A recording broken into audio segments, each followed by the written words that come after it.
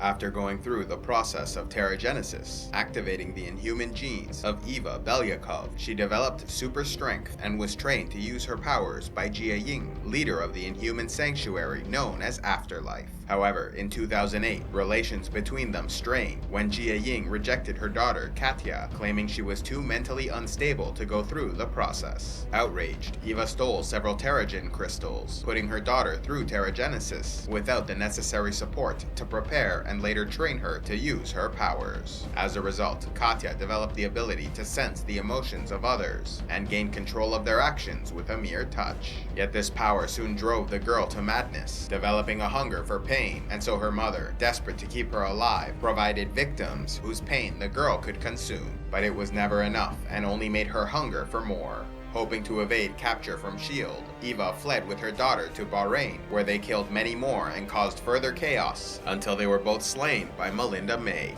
Having saved a great number of her fellow S.H.I.E.L.D. agents, she was nicknamed the Cavalry, though she actually hated the name as it reminded her of killing a young child. Continuing to train under the mentorship of John Garrett, Grant Ward was now an agent for S.H.I.E.L.D., though fully aware that their true loyalty was to Hydra. Serving as a double agent, he became involved in the Russia-Georgia War, making several contacts in the area. In America, Obadiah Stane, the second most powerful man at Stark Industries, hired the terrorist organization Ten Rings to kill Tony Stark while on a business trip to Afghanistan. In this way, he could help take over the company he helped build alongside Tony's father, Howard Stark. Although Tony was badly injured in the attack, Ten Rings did not let him die, forcing Dr. Ho Yinsen, another of their captives, to save his life. The brilliant doctor then created a small device combining an electromagnet with a car battery and surgically implanted it in Tony's chest to stop the shrapnel from doing further damage near his heart. For a time, this saved him, but Tony quickly realized he needed a more long-term source of power for the device, and so created a mini version of the arc reactor developed by his father and Anton Vanko.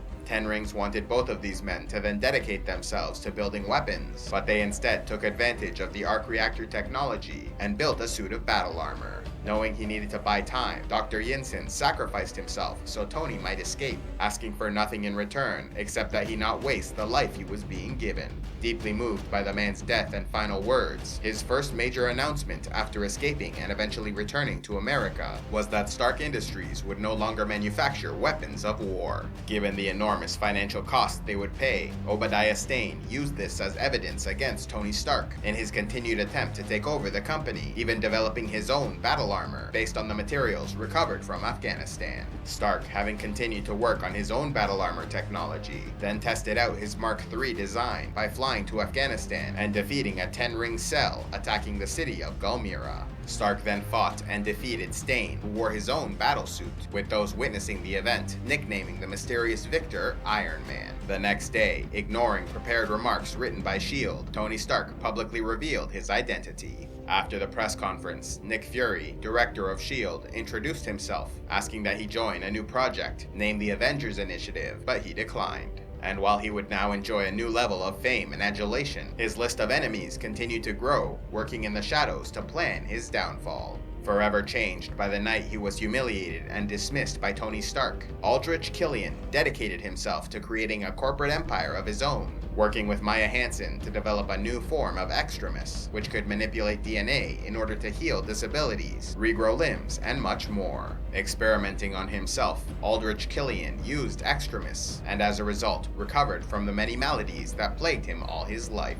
Working for S.H.I.E.L.D., Natasha Romanoff was ordered to escort a nuclear scientist out of Iran. However, they were tracked down by the Winter Soldier, who shot Black Widow through the abdomen so that the bullet would pass right through and kill the scientist. Although Natasha was wounded, she survived the incident. In the African nation of Wakanda, the Black Panther suit was passed from father to son. While T'Chaka would remain their king, his son and heir T'Challa was given the mantle and charged with the protection of their people. Initiating a secret S.H.I.E.L.D. program, Nick Nick Fury and Phil Coulson began Project Tahiti, using the preserved corpse of a Kree alien to develop new medicines they might one day use to save the life of an Avenger. However, the test results were troubling, with subjects being physically healed but losing their minds. In order to prevent this side effect, S.H.I.E.L.D. erased their memories, giving them new identities. In Russia, Anton Vanko, one of the original creators of arc reactor technology, died in poverty, with his son Ivan vowing to take revenge upon Tony Stark. With Stark technology